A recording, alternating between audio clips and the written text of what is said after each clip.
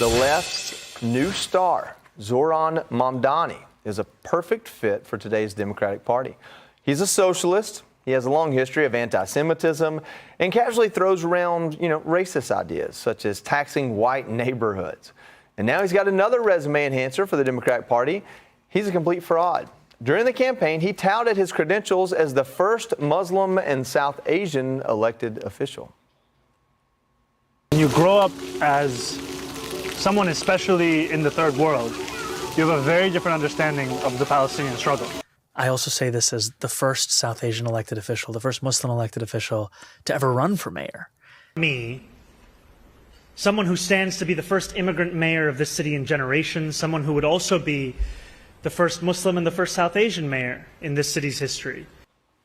Yeah, but the New York Times did some actual reporting and found out they didn't always identify himself this way.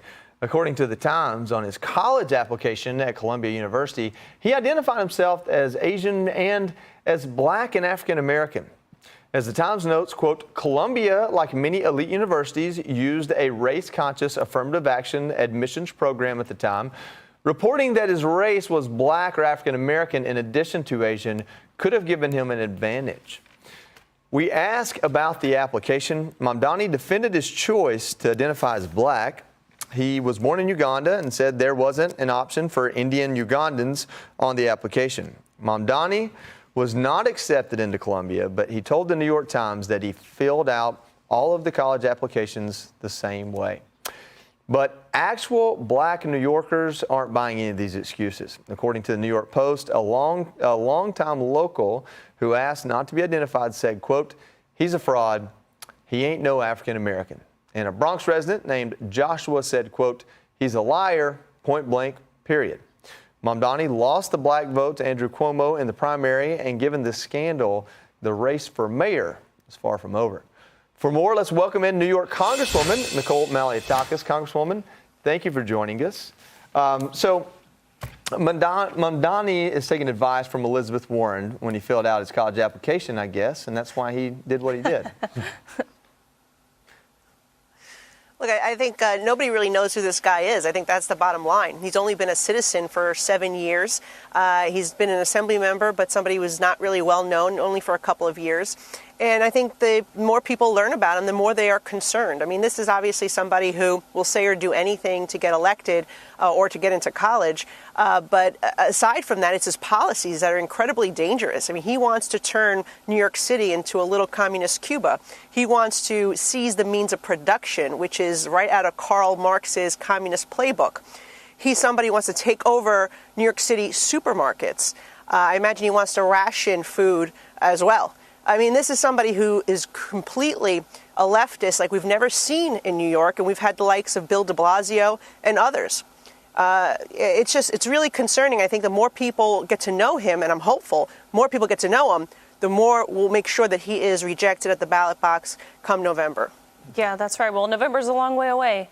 Congresswoman, thank you for joining us, of course. A disturbing new poll reveals that the growing anti-Semitism on the left in 2017, 42% of Democrats supported Israel, but that has completely flipped, and now just 12% of Democrats support the Jewish state. So unfortunately, it's not surprising Democrats elected Mamdani to represent them. He has a long history of saying things like this. Business as usual cannot continue any longer. It is so important that we do not cede any ground to apartheid. You don't have to go to Gaza to stand with Gaza. You can stand with Gaza by taking action right here in New York City. And when asked recently if he would condemn calls to globalize the Intifada, he refused. Do you condemn that phase, globalize the Intifada, which a lot of people hear as a call to violence against Jews? I don't believe that the role of the mayor is to police speech. Wow. Congresswoman, how concerned should Jewish New Yorkers be if this man is elected mayor? And it goes much further. He wouldn't even put his name on a resolution commemorating a remembrance for the Holocaust. I mean, that's how extreme he is.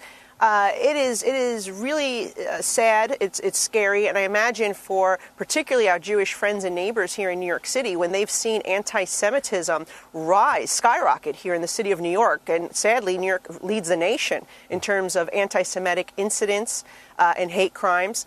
And we saw what happened on our college campuses at Columbia University, at NYU, at others, and yet we're going to have a mayor who is certainly not going to take the side of the Jewish people, not even take a side, but just condemn this type of activity and really stand up and hold these institutions accountable, make sure our cops are empowered to do their jobs if there's violence that comes or hate crimes that are conducted. That's my concern more than anything, because he already wants to get rid of the police. Yeah. He's already saying he wants to defund our police, and the police are responding by saying they're going to leave the city.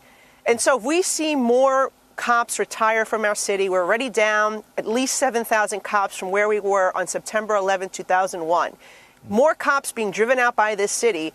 You know, he's open about being a defund the police guy.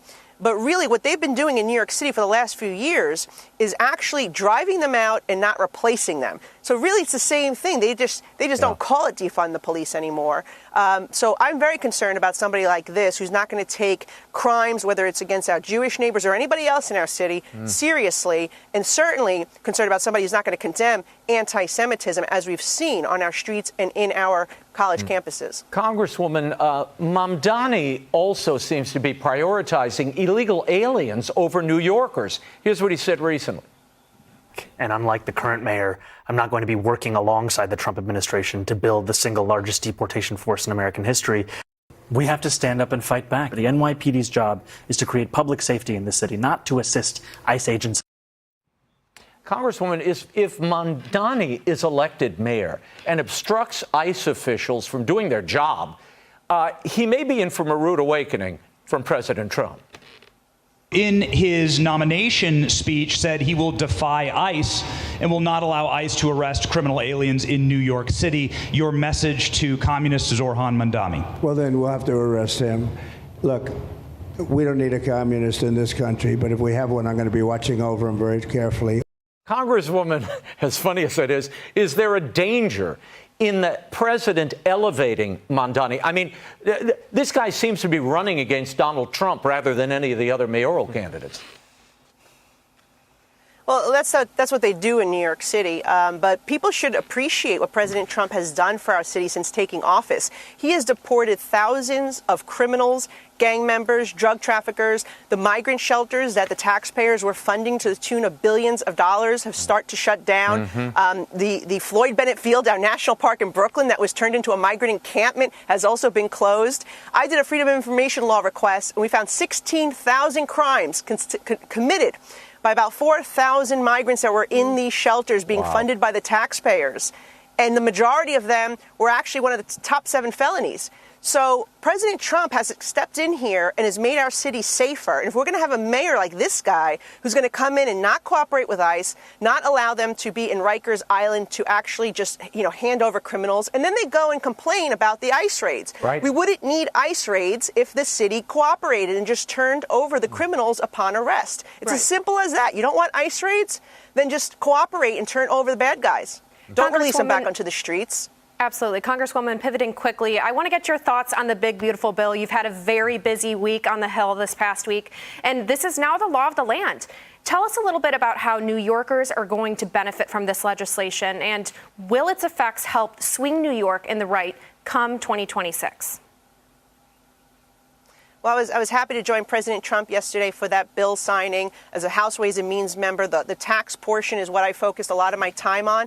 This is going to benefit New Yorkers. Number one, we're getting the SALT deduction back. It is now quadrupled. That is significant. The Democrats in New York have hammered our residents with property taxes, income taxes. We're giving people more of their hard-earned money to keep in their pockets by giving them that SALT deduction so they don't have to pay twice. That's number one. Number two, seniors in our city are going to benefit tremendously. 88% of seniors across the country, about 51 million of them, are going to see their tax liability on Social Security eliminated because we're giving that deduction at the end of the year that will cover whatever you paid in Social Security. Again, we had to do it this way because we can't change Social Security law. So the Democrats are already trying to act like we didn't take care of that no tax on Social Security? We did. We just had to do it with a deduction at the end of the year. But again, 88% of our seniors will benefit from that. There are other substantial things. If you are a tipped worker, if you work overtime, if you are a working American middle-class family or senior citizen, you benefit from this bill. This bill was never focused on the billionaires and the millionaires like the Democrats claim. It's focused on the hardworking Americans that get up every day, they work hard, and you know what? They pay taxes, they're trying to care for their family. They were slammed by Bidenflation and the Democrats in states like mine. And once again, President Trump is delivering relief. Last time, he gave an across-the-board income tax cut, which is now permanent. The child tax credit is increasing. The standard deduction is increasing further. You know, he has done tremendous things, and people are going to see the economic benefit and also the job creation. That's going to give Americans opportunity to move up and their wages increase as well. Congresswoman Nicole Malliotakis, thank you so much for joining us tonight. Thank you. Yes, ma'am. All right, Raymond, listen, I don't know if Mamdani is the face of the Democrat Party. I would like to point out Andrew Cuomo was a factor in him winning. Yes. But, I mean, Eric Adams isn't polling well, and he's the guy that's painted himself as a moderate. Well, but this whole idea of calling himself African-American, you know, Adams came out and said to use this for personal gain is deeply offensive. OK, but they can hammer that out. I think it may be the least offensive thing Mamdani has done. I'm more concerned about he majored in Africana studies, having been born in Uganda, and he's an avowed communist. I mean, these are the problems with this guy. Nitpicking over how he identified himself on a college, DEI, trying to get in under the DEI tent. You can hardly blame the guy for taking advantage of what's there. Yeah. But the record is horrible. His avowed and stated purpose and what he means to do in this city would unravel an already unstable situation. I mean, we can't walk out of this studio without somebody coming up to you and smelling weed and having, purses and phones snatched. It's really scary out there. This is not the unstabilizing or destabilizing force that you need. Kaylee, he's got terrible ideas. He's got a bad record. Apparently he lies, but he has one thing that most Democrat politicians don't. He's got the Riz. He's got charisma. And so when we're looking at what is the Democrat identity, who leads them moving forward, how important is that to have that ability to connect with people with a smile and a handshake? It is important, and I think that's a big part of the reason why he was able to win over so many young New Yorkers. Yeah. If you look at how he was able to motivate young adults to turn out, that's a big part of the reason why so many establishment Democrats, instead of running for the hills when they look at this guy, are actually leaning into his campaign and endorsing him now in the general, because they know they're struggling among young Gen Zers my age. But if they think that he's the solution, he's not. Riley, quickly, what are your thoughts? Well, you say that he has the Riz. I think President Trump also has the Riz. Absolutely. And I think that was made very clear on November 5th, especially by younger voters. Kaylee and I were talking prior to sitting here at this table today about how younger voters especially, they see this, and yes, of course, there is a portion, especially those that went to these super liberal academic institutions that support this ultimately. But younger people, I believe we're reaching a point where we see this. We see his platform. We see the things that he's saying, whether that is taxing white neighborhoods, whatever it is. There's this video going around of him right now eating with his hands, claiming to be from a third world country, whatever it is.